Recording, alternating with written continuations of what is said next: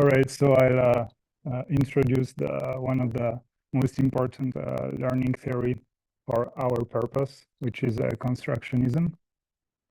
It was developed by Seymour Papert in the 1980s. So Papert was a mathematician and a computer scientist, but as well an educator. And he also studied with Piaget in Geneva, Piaget being one of the most influential pedagogues of the 20th century. So the main idea of constructionism is that students learn best when they build learning models for themselves, and then they create shareable artifacts like real-world objects. And as digital makerspace, we are pivotal in this movement because we can support this constructionist practice with our tools in schools. And you can go to the next slide. So I asked an AI model to illustrate both the traditional teaching and the constructionist teaching.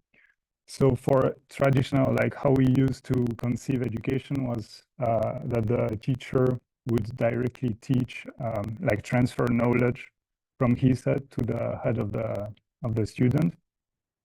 And we were like considering students who had an empty head that needed to be filled with knowledge. But now we realize that actually learning occurs more when the student is interacting with his or her environment, and is therefore always indirect. And the role of the teacher is therefore to like nurture and care for this relation between the student and the environment. So as I just said, like our maker education, our philosophy is mostly influenced by Papert with constructionism, but it's not the same. The only theorist that is influential. For example, Dewey was stressing the importance of putting democracy everywhere, as well in classroom.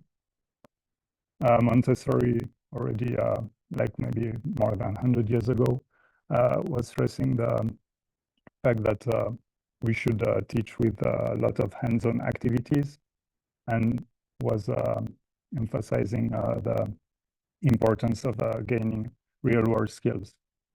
Also, Pestalozzi, even in the 18th century, was already saying that learning is occurring by head, hand, and heart. And so all of these different philosophies are contributing to our maker education. Thank you. You can go. So I want to emphasize the fact that constructionism from Papert is directly influenced by constructivism from Piaget and Vygotsky. And it's important, I think, to have these basics in order to understand constructionism.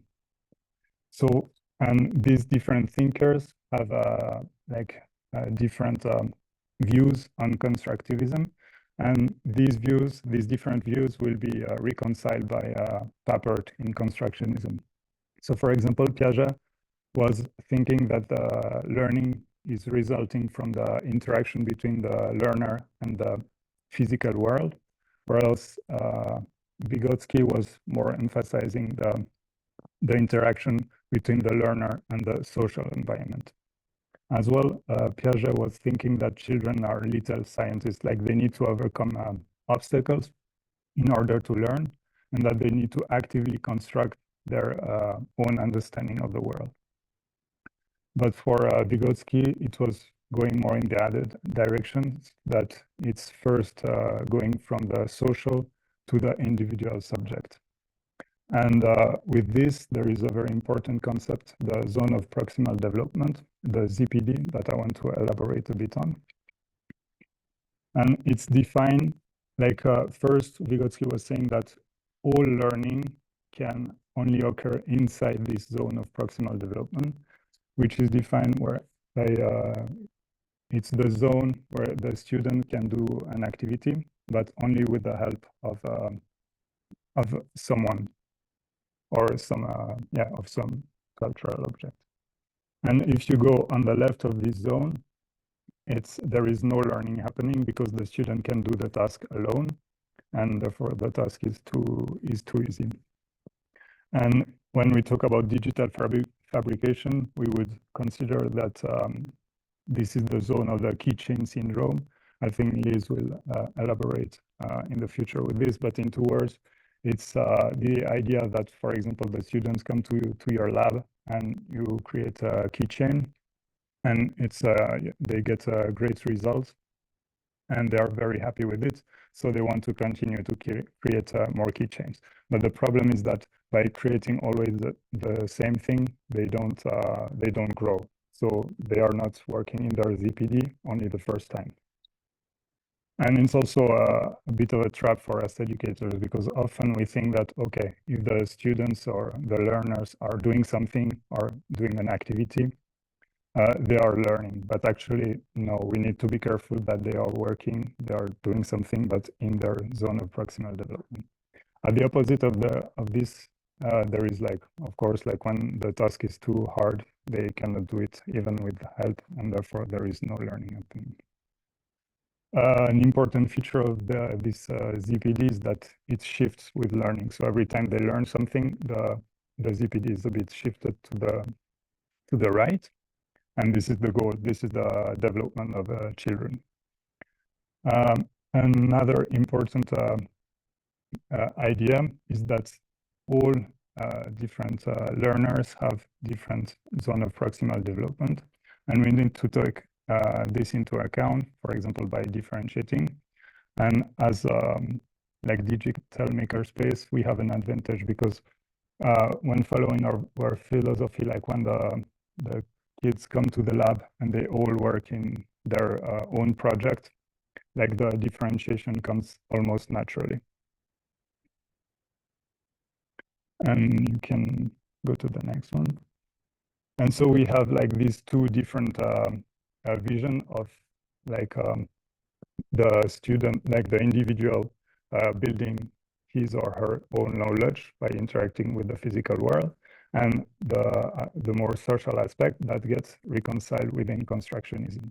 So for example, Papert was saying that the construction of knowledge occurs through the construction of physical artifacts, but that these are physical artifacts have the vocation to be cultural objects and be shared with the community of the students. Another important thing that constructionism is bringing to the table is learning through design. So Papert was seeing the learning process as a design process where learners would test, revise, and reflect on their task, by building prototypes, by making mistakes, by trying to fix these mistakes. Another important thing is the motivation and engagement that for Papert was appearing out of the personal meaning of the task, of the object on which the learner is working. So for example, the kids creating their a hat because they have a personal collection. They take their motivation and engagement out of this personal meaning with the object. You can go to the next slide. Now, these different ideas have been formalized by Papert into different concepts. Maybe the most important one is the object to think with. So this physical object is also helping the learner to grasp to make concrete some difficult and complex concepts. For example, on this image, it was made by a student of the last cycle during the pilot project, and it's by interacting with this physical animation machine, the learner would better understand the idea, the concept of frame rate in cinema, for example. Another important concept, by Papert is the idea of micro-worlds. And he had the intuition by thinking that when you want to learn a new language, the best way is to immerse yourself in a foreign country where they would speak the language. And he was thinking that similarly, if you want, for example, to learn math, the best way is to immerse yourself in a math world. And Papert was creating like computer software that would enable this, like that would be like some kind of a math micro world where students could immerse themselves and learn math. And as digital makerspace, we can also see ourselves as some kind of micro worlds where, like a foreign country, when the students step inside our spaces, they would enter, for example, a math world or a physics world, etc. And the last concept I want to talk about is that for Piaget, so for constructivism, he was putting a clear hierarchy between abstract and concrete thoughts and concepts. That first learners would learn with concrete concepts, and then abstract from a variety of concrete thoughts to an abstract one. But for Papert, it's very important that he was seeing both abstract and concrete concepts both as advanced, because, for example, he was saying that very complex tasks, for example, programming, would be successfully achieved either by going through an abstract route or through a concrete methodology. Okay, you can go to the last slide. And I just want to present for me a project that is a great example of how constructionism can improve education. This was already presented by Santi some time ago. If you remember, the learners were invited to create an ice cream, a popsicle, and then they were invited to reflect on their emotion and how their emotion would be connected to flavors or colors. And this, I think, is really interesting, because usually when we talk about constructionism, we would talk about like how projects can improve math or science skills. And this one, they were not invited to reflect on like an academic skill, but rather on social emotional concepts.